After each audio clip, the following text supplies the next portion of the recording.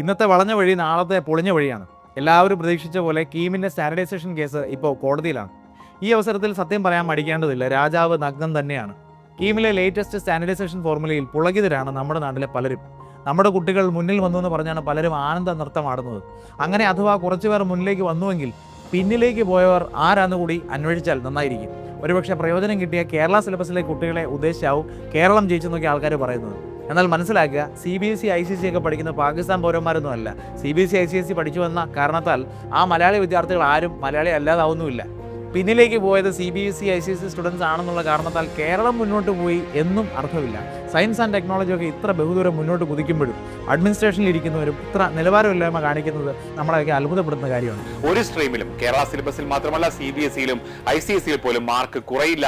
നമുക്ക് തിരിച്ചു വരാം. അപ്പോൾ എൻട്രൻസ് കമ്മീഷണർ പറഞ്ഞിരിക്കുന്നത് എന്താണ്? ഒരു മാർക്ക് പോലും ആർക്കും കുറയുന്നില്ല. CBSEയിലും ICSEയിലും ഒന്നും കുറയുന്നില്ല, ആർക്കും നഷ്ടം വരുന്നില്ല എന്നുള്ളതാണ്. നമുക്കൊന്ന് ചെക്ക് ചെയ്താലോ. കഴിഞ്ഞ വർഷം 2024 എന്താ സംഭവിച്ചെന്ന് നോക്കാം. 2024 മാത്സ് എന്ന് പറയുന്ന ഒരൊറ്റ വിഷയത്തിൽ ബോർഡ് എക്സാമിന് മാത്സിൽ ഹയർ സെക്കൻഡറി ബോർഡിൽ 100ൽ 100 മാർക്ക് വാങ്ങിച്ച ആൾക്ക് എന്താണ് സംഭവിച്ചതെന്ന് നമുക്ക് നോക്കാം. ആ ഇക്വേഷൻ ഇങ്ങനെയായിരുന്നു. പ്രോസ്പെക്ടസിൽ ഇത്തവണയും കൊടുത്തിരുന്ന ഇക്വേഷൻ ഇങ്ങനെയാണ്. അതായത് ഗ്ലോബൽ മീൻ. എന്താ ഗ്ലോബൽ മീൻ?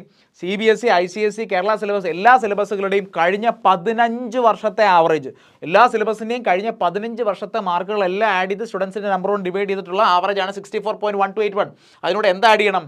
Standard deviation, global standard deviation, അതായത് അതേ ഡേറ്റകളുടെ സ്റ്റാൻഡേർഡ് ഡീവിയേഷൻ ഇൻറ്റു ബ്രാക്കറ്റിനകത്ത് 2024 ഒരു പർട്ടിക്കുലർ കുട്ടി മാത്സിൽ സ്കോർ ചെയ്ത ഫുൾ മാർക്സ് 100 മാർക്സ് എങ്ങനെ കൺവേർട്ട് ആവുന്ന നോക്കുക. ആ 100 ഇവിടെ എൻ്റർ ചെയ്യണം. മൈനസ് ഇവിടെ 74 എന്താണ്? 2024 ഹയർ സെക്കൻഡറി ബോർഡിലെ മാത്രം, ആ ബോർഡിലെ മാത്രം ആവറേജ്, അത് 74 മാർക്സ് ആണ്.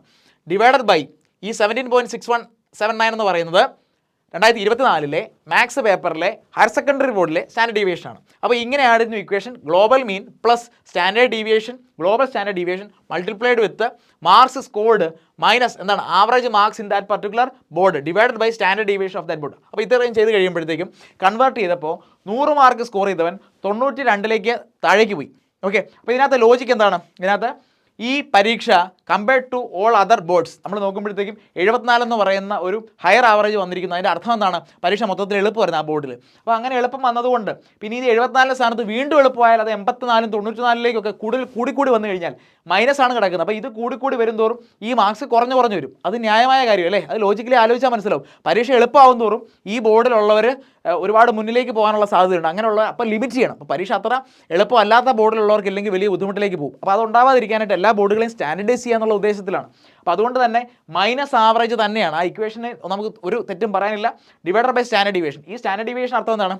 അത് എന്താണ്? ആ നോർമൽ ഡിസ്ട്രിബ്യൂഷൻ അല്ലെങ്കിൽ ആ ഡേറ്റയുടെ സ്പ്രെഡാണ് കാണിക്കുന്നത്. അപ്പോൾ ഈ 17 എന്ന് പറയുന്നത് 17ൻ്റെ സ്ഥാനത്ത് ഒരു 27 37 ആണെന്ന് വിചാരിക്കുക. അപ്പോൾ സ്പ്രെഡ് കൂടുതൽ, അതായത് ഫുള്ള് വാങ്ങിച്ച ആൾക്കാർ ഒത്തിരി കൂടുതലുണ്ട്, കുറവ് വാങ്ങിച്ച ആൾക്കാർ ഒത്തിരി കൂടുതലുണ്ട്. അപ്പോൾ സ്പ്രെഡ് കൂടുതലാണ്, സ്റ്റാൻഡേർഡ് ഡീവിയേഷൻ കൂടുതലെന്ന് പറഞ്ഞു കഴിഞ്ഞാൽ. അപ്പോൾ അങ്ങനെ വരുമ്പോൾ ഈ സ്റ്റാൻഡേർഡ് ഡീവിയേഷൻ കൂടിക്കഴിഞ്ഞാൽ ഒത്തിരി പേര് ഫുള്ള് വാങ്ങിച്ചെങ്കിൽ ഈ ഫുള്ളിന് വില വീണ്ടും കുറയുകയല്ലേ. അപ്പോൾ അതുകൊണ്ട് അതാണ് ഡിനോമിനേറ്ററിൽ അത് കൊടുത്തിരിക്കുന്നത്. അപ്പോൾ ഈ ഇക്വേഷൻ ആക്ച്വലി ലോകം മുഴുവൻ പോപ്പുലർ ആയിട്ടുള്ള നോർമൽ ഡിസ്ട്രിബ്യൂഷൻ കർവിനെ റെപ്രസെൻറ്റ് ചെയ്യുന്ന ഒരു ഇക്വേഷൻ ആണ്. അപ്പോൾ ഇവിടെ 192 ആയതിൽ വലുതായിട്ട് നമുക്ക് അത്ഭുതപ്പെടാനൊന്നുമില്ല. അല്പം മാർക്ക് കുറഞ്ഞേ വരികയുള്ളൂ എന്നറിയാം. എക്സാക്ട്ലി 92 കുറയോ എന്നുള്ള കാര്യത്തിലും അല്ലെങ്കിൽ ഈ ടോപ്പറിനോട് അത് ചെയ്തത് നീതികേടാണോ എന്നുള്ള കാര്യത്തിൽ നമുക്ക് വീണ്ടും ചർച്ചയും ഡിസ്കഷനും ആവശ്യമാണ്. അപ്പോൾ മാത്സ് 100 വാങ്ങിച്ച ആൾ 92ലേക്ക് കഴിഞ്ഞ വർഷം പോയി.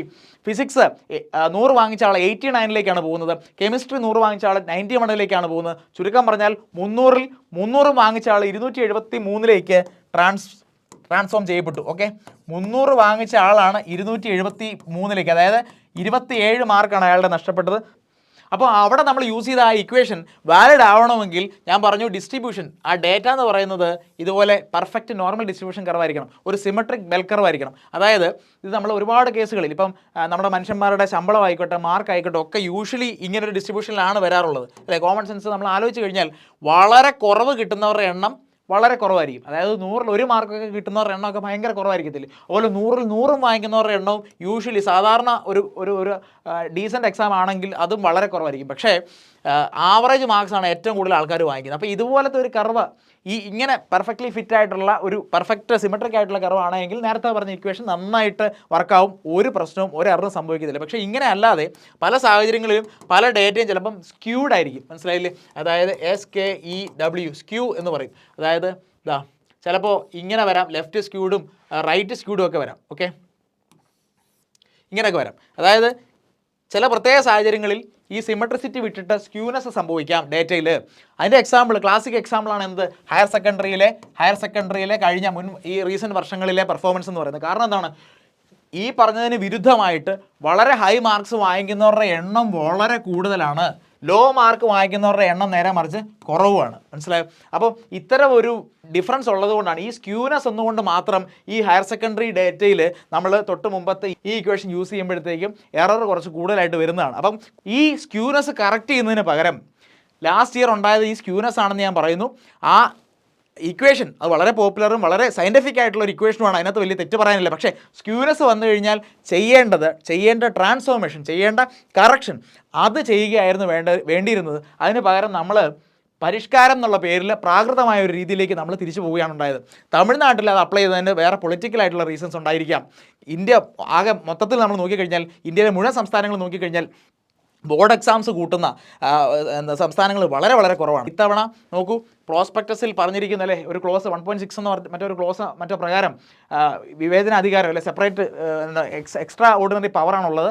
ആ പവർ പ്രകാരം നിയമം അങ്ങ് മാറ്റി എഴുതി പ്രോസ്പെക്ടസ് പറഞ്ഞതിനൊക്കെ വ്യത്യാസപ്പെടുത്തി നിങ്ങളുടെ ബോർഡ് എക്സാമിൽ 5:3:2 5:3:2 റേഷ്യോയിലായിരിക്കും ഇത്തവണ ഫിസിക്സ് കെമിസ്ട്രി മാർക്കുകൾ എടുക്കാമെന്ന് പറഞ്ഞു. അപ്പോൾ 100-ലുള്ള മാത്സിൻ്റെ മാർക്കിനെ 150-ലും അതുപോലെ 100-ലുള്ള കെമിസ്ട്രിയുടെ മാർക്കിനെ 90, ഫിസിക്സിൻ്റെ മാർക്കിനെ 90-ലേക്കും 100-ലുള്ള കെമിസ്ട്രിയുടെ മാർക്കിനെ 60-ലേക്കും നിജപ്പെടുത്തും. എന്നിട്ട് ഇത് മൂന്നൂടെ ആഡ് ചെയ്യും. അപ്പോൾ ഇങ്ങനെയാണ് ഇത്തവണത്തെ സ്റ്റാൻഡർഡൈസേഷൻ വർക്കൗട്ട് ആകുന്നത്.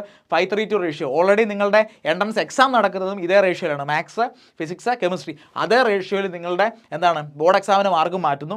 കൂടാതെ ആകപ്പാടെ വരുത്തിയ ഒരു സംഗതി എന്ന് പറയുന്നത് എന്താണ് നോക്കൂ, CBSE പരീക്ഷ ടഫാണെങ്കിൽ ഇതിനകത്ത് ലോജിക് സെൻസ് ഒക്കെ കേട്ട് കഴിയുമ്പോൾ നമുക്ക് ചിരി വരും. നിങ്ങൾ മനസ്സിലാക്കുക, CBSE എക്സാം ഭയങ്കര ടഫാണെങ്കിൽ ഓൾ ഇന്ത്യ ടോപ്പറിന് 95 മാർക്കേ കിട്ടിയുള്ളൂ എന്ന് വിചാരിക്കുക. കേരള വളരെ സിമ്പിളാണെങ്കിൽ കേരള 100-ൽ 100 മാർക്കും കിട്ടും അല്ലേ, 100-ൽ 100 മാർക്കും കിട്ടുമെന്ന് വിചാരിക്കും. അപ്പോൾ ഇതാണ് സാഹചര്യം.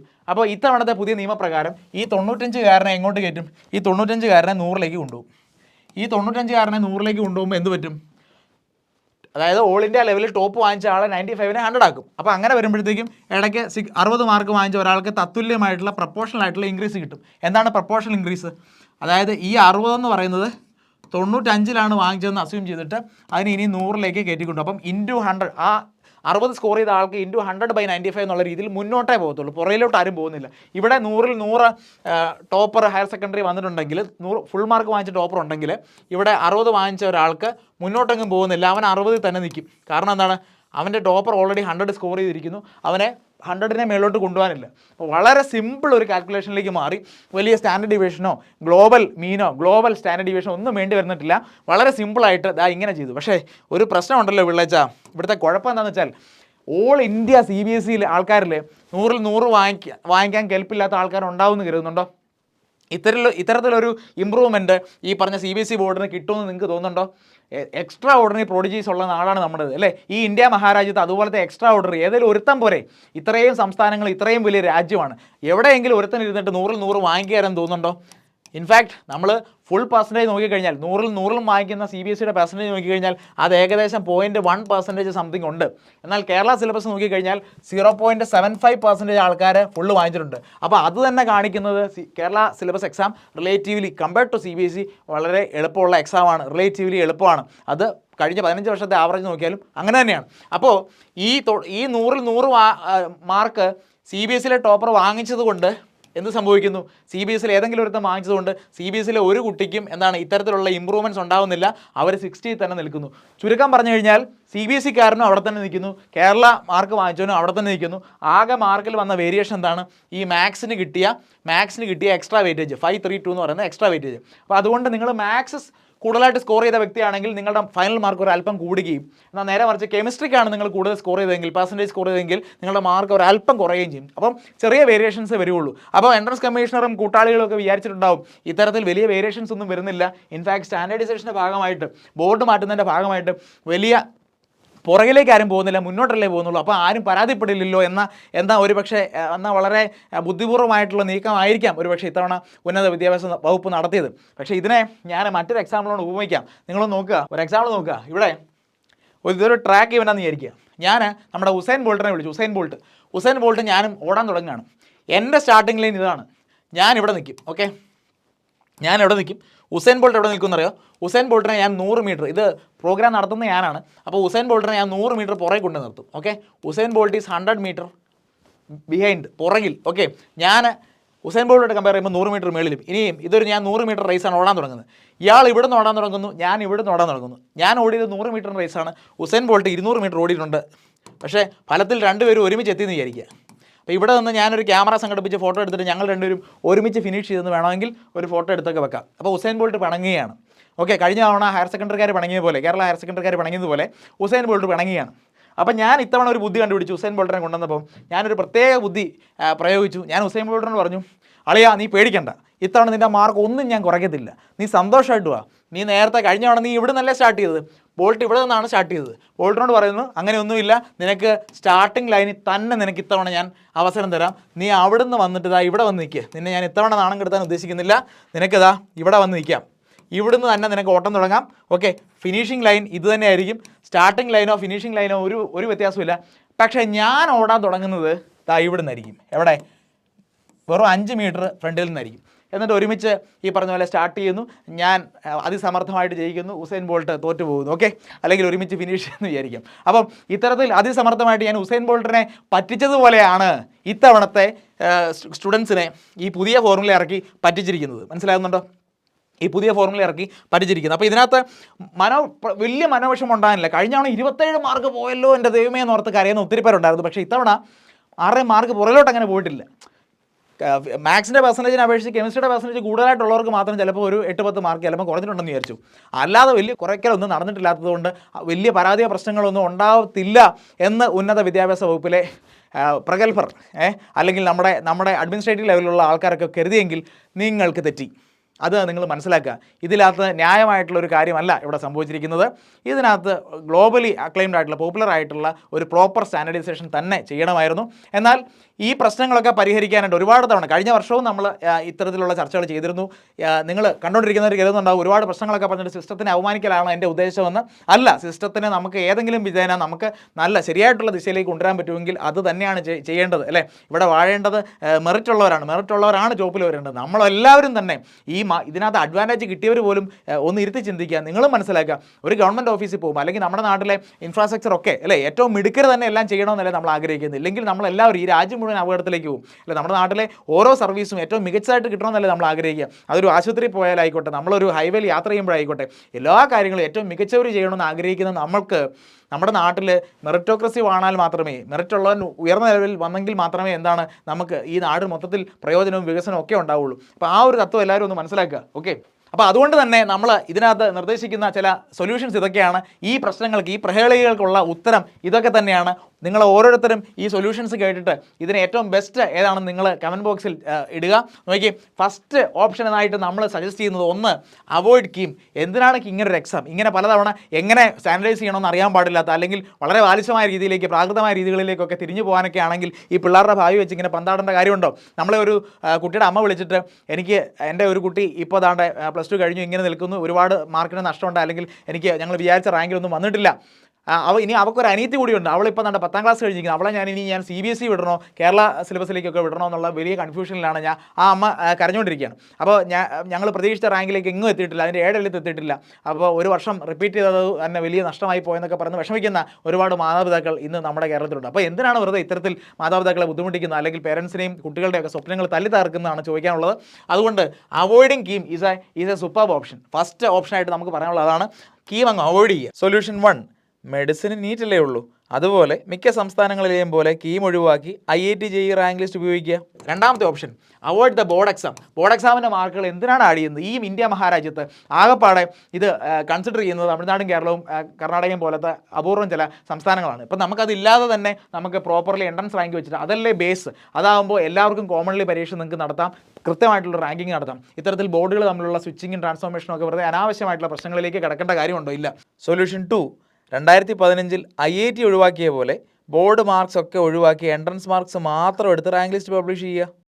ഇനി മൂന്നാമത്തെ ഓപ്ഷൻ നിങ്ങൾ ഇനി അതല്ല, ഇതിലൊന്നും നിങ്ങൾ പിടിവിടുന്നില്ല, നിങ്ങൾക്ക് ബോർഡ് എക്സാം നടത്തിയേ തീരൂ. അങ്ങനെയെങ്കിൽ ഈ പറഞ്ഞ സ്ക്യൂനെസ്സിന് ഈ പ്രോപ്പറായിട്ടുള്ള ട്രാൻസ്ഫോർമേഷൻസ് ചെയ്ത് അല്ലെങ്കിൽ ഇക്വേഷൻസിനെ മോഡിഫൈ ചെയ്ത് അതിനകത്ത് കറക്ഷൻസ് വേണ്ടുന്ന കറക്ഷൻസ് ചെയ്തിട്ട് ഫുൾ മാർക്ക് വാങ്ങിക്കുന്ന ആൾക്ക് അയാൾ അർഹിക്കുന്ന ലെവലിലേക്കൊക്കെ തീർച്ചയായിട്ടും എത്തണം അല്ലേ. ഓൾമോസ്റ്റ് ഹയർ സെക്കൻഡറി ബോർഡിലും ഫുൾ മാർക്ക് വാങ്ങിക്കുന്ന ആൾക്ക് ഈ പറഞ്ഞ പോലെ 27 മാർക്ക് കുറയ്ക്കാമെന്നൊക്കെ പറയുന്നതിൽ തീർത്തും അല്ലെ അന്യായമായിട്ടുള്ള കാര്യം നമുക്ക് അത് ഫീൽ ചെയ്യാവുന്ന കാര്യമാണ്, മനസ്സിലാക്കാവുന്ന കാര്യമാണ്, ലോജിക്കലി മനസ്സിലാക്കാവുന്നതാണ്. അപ്പോൾ അത്തരത്തിലുള്ള സ്ക്യൂനെസ്സിനുള്ള കറക്ഷൻസ് വേണമെങ്കിൽ കൊടുക്കാം. സൊല്യൂഷൻ 3, മുൻ വർഷത്തെ ഇക്വേഷനിൽ ട്രാൻസ്ഫോം ചെയ്ത് കറക്ഷൻ അപ്ലൈ ചെയ്യുക. ഇനി അൾട്ടിമേറ്റ്ലി ആൻഡ് ഫൈനലി മറ്റൊരു ഓപ്ഷൻ എന്ന് പറയുന്നത് പേപ്പർ 2 എന്ന് പറയുന്ന ഒരു സാധനം വേണമെങ്കിൽ നിങ്ങൾക്ക് ഇൻട്രൊഡ്യൂസ്. അതായത് നിങ്ങൾക്ക് കൺവെൻഷണൽ ആയിട്ടുള്ള ട്രഡീഷണൽ ആയിട്ടുള്ള എക്സാം നടത്തണമെന്ന് അത്ര നിർബന്ധമാണ്. അതായത് ഈ പറഞ്ഞ പോലെ ഡിസ്ക്രിപ്റ്റീവ് ആൻസർ ടൈപ്പ് ക്വസ്റ്റ്യനോട് നടത്തി തന്നെയാണ് റാങ്ക് ലിസ്റ്റ് പബ്ലിഷ് ചെയ്യുന്നത്. നിങ്ങൾ അത്ര കൺവിൻസ് ആണെങ്കിൽ നിങ്ങൾ തന്നെ ഈ എൻട്രൻസ് നടത്തുന്നവർ തന്നെ എന്താണ് പേപ്പർ 2 കൺവെൻഷണൽ പേപ്പറോട് നടത്തുക. സിവിൽ സർവീസ് പോലെ അല്ലെങ്കിൽ എഞ്ചിനീയറിംഗ് സർവീസ് പോലെ നിങ്ങൾ അങ്ങനെ ഒരു എക്സാം നടത്തുക. ഓക്കെ, അപ്പോൾ അതുകൂടെ നടത്തുമ്പോഴത്തേക്ക് നിങ്ങൾക്ക് 2 പേപ്പറിൻ്റെയും കൂടെ മാർക്ക് ആഡ് ചെയ്യാം. ഇവിടെ ബോർഡൊന്നും മാറുന്നില്ല, നിങ്ങൾ നടത്തിയ ഒരു ഒറ്റ കൺവെൻഷണൽ എക്സാം ആയതുകൊണ്ട് കമ്പയർ ചെയ്യാൻ എളുപ്പമുണ്ടാവും. സൊല്യൂഷൻ 4, അത്ര നിർബന്ധമാണെങ്കിൽ ഒരു ഡിസ്ക്രിപ്റ്റീവ് എക്സാം കൂടെ അങ്ങ് നടത്ത്. അപ്പോൾ ഇത്രയും സൊല്യൂഷൻസ് ആണ് നമുക്ക് ഇതിനകത്ത് പറയാനുള്ളത്. ഈ സൊല്യൂഷൻസ് നിങ്ങൾ ഓരോരുത്തരും നോക്കുക, എന്നിട്ട് ഏറ്റവും മികച്ച സൊല്യൂഷൻ നിങ്ങൾക്ക് തോന്നുന്ന സൊല്യൂഷൻ താഴെ കമൻറ്റ് ബോക്സിൽ നിങ്ങൾ ടൈപ്പ് ചെയ്യുക. അപ്പം പ്രിയപ്പെട്ട എൻട്രൻസ് കമ്മീഷൻ ഒന്ന് മനസ്സിലാക്കുക, അങ്ങയുടെ ഇൻബോക്സ് ഒന്ന് തുറന്നു നോക്കുക. കഴിഞ്ഞ വർഷം ഇതേ കാര്യങ്ങളെല്ലാം വിശദീകരിച്ച് ഇതിൻ്റെ പ്രശ്നങ്ങളെല്ലാം കാണിച്ചുകൊണ്ട് എങ്ങനെ അതിൻ്റെ സൊല്യൂഷൻസ് കാണാമെന്നെല്ലാം കാണിച്ചുകൊണ്ട് വളരെ ടെക്നിക്കലി വളരെ ഒരു റിസർച്ച് ടീം ഇരുന്ന് കൃത്യമായിട്ട് നമ്മൾ ആലോചിച്ച് കണ്ടെത്തിയ പല സൊല്യൂഷൻസ്, നല്ല സൊല്യൂഷൻസ് ഒക്കെ നിർദ്ദേശങ്ങളൊക്കെ അടങ്ങിയ അങ്ങയുടെ മെയിൽ ഇൻബോക്സിലുണ്ട്. അപ്പോൾ അതൊന്ന് ഇത്തവണയെങ്കിലും ഒന്ന് എടുത്തു നോക്കുക. ഇനി അത് കണ്ടെത്താനായിട്ട് അങ്ങേക്ക് വലിയ വിഷമമാണ്, ബുദ്ധിമുട്ടാണെങ്കിൽ ഒന്നും പേടിക്കേണ്ട, വീണ്ടും ഇത്തവണയും കംപ്ലയിൻസും മെയിലും അങ്ങേക്ക് എത്തുന്നുണ്ട്. അങ്ങേക്ക് മാത്രമല്ല പബ്ലിക് ഇൻട്രസ്റ്റ് ലിറ്റിഗേഷനായിട്ട് ഇത് കോടതിയിൽ ഉൾപ്പെടെ എല്ലായിടത്തും നമ്മൾ അയക്കുന്നുണ്ട്. കാരണം ഇത് ഉടച്ചു വാർക്കേണ്ട, കൃത്യമായി കറക്ഷൻ വേണ്ടുന്ന ഒരു കാര്യം തന്നെയാണ്. നമ്മുടെ ഭാവിയെയാണ്, നമ്മുടെ ഈ നാട്ടിലെ ഫ്യൂച്ചർ എഞ്ചിനീയേഴ്സിനെയാണ് ഇത്തരത്തിൽ വലിയ രീതിയിൽ ബുദ്ധിമുട്ടിലേക്ക് നിങ്ങളൊക്കെ എത്തിച്ചിരിക്കുന്നത്. അതുകൊണ്ട് ഇതിനൊരു സൊല്യൂഷൻ വളരെ അത്യാവശ്യമായിട്ട് വേണ്ടതാണ്. അപ്പോൾ എല്ലാവർക്കും വേണ്ടി, ഈ സ്റ്റുഡൻറ്റ് കമ്മ്യൂണിറ്റിക്ക് മുഴുവനായിട്ടും വേണ്ടിയിട്ട് ഇത്രയും ഉത്തരവാദിത്വം നമുക്ക് ചെയ്യണം എന്ന് ഞങ്ങൾ ആഗ്രഹിക്കുന്നു. കണ്ടിരിക്കുന്ന എല്ലാവർക്കും നന്ദി. നിങ്ങൾ ഈ ഒരു റവല്യൂഷനിൽ, ഈ ഒരു മുന്നേറ്റത്തിൽ നിങ്ങൾ എല്ലാവരും ഭാഗമാവുക. Kindly join the Google Docs form, അതിനകത്ത് നിങ്ങളുടെ ഡീറ്റെയിൽസ് ഒക്കെ കൊടുക്കുക. അപ്പോൾ എല്ലാവർക്കും എല്ലാ ആശംസകളും. ഇത്തവണ ഇത് പരിഹരിക്കപ്പെടുമോ എന്ന് നമുക്കറിയില്ല, കോടതിയിലേക്ക് കാര്യങ്ങളൊക്കെ പോയിട്ടുണ്ടെന്ന് പറയുന്നു. എന്തൊക്കെ പറഞ്ഞാലും ഏറ്റവും മെറിറ്റുള്ള ആൾ ഏറ്റവും ടോപ്പിലെത്തണം, അതാണ് വേണ്ടത്. അതാണ് കൃത്യമായിട്ട് ഓരോ രാജ്യത്തും ഓരോ നാട്ടിലും നടക്കേണ്ടത്. അല്ലേ, നമ്മളൊക്കെ ആഗ്രഹിക്കുന്ന അതാണ്. എവിടെ ചെന്നാലും ഏറ്റവും യോഗ്യതയുള്ള ആൾക്കാർ അതാത് സ്ഥാനങ്ങളിൽ ഇരിക്കുമ്പോഴാണ് ആ രാജ്യത്തിൻ്റെ പ്രോപ്പർ വികസനവും പ്രോപ്പർ നീതിപരമായിട്ടുള്ള നിയമവാഴ്ച ഉണ്ടാകുന്നത്. അല്ലേ, അപ്പോൾ അത്തരത്തിലുള്ളൊരു ലോകം നമ്മൾ മുന്നിൽ കാണുന്നു, സ്വപ്നം കാണുന്നു. അപ്പോൾ എല്ലാവർക്കും നന്ദി, താങ്ക് യു.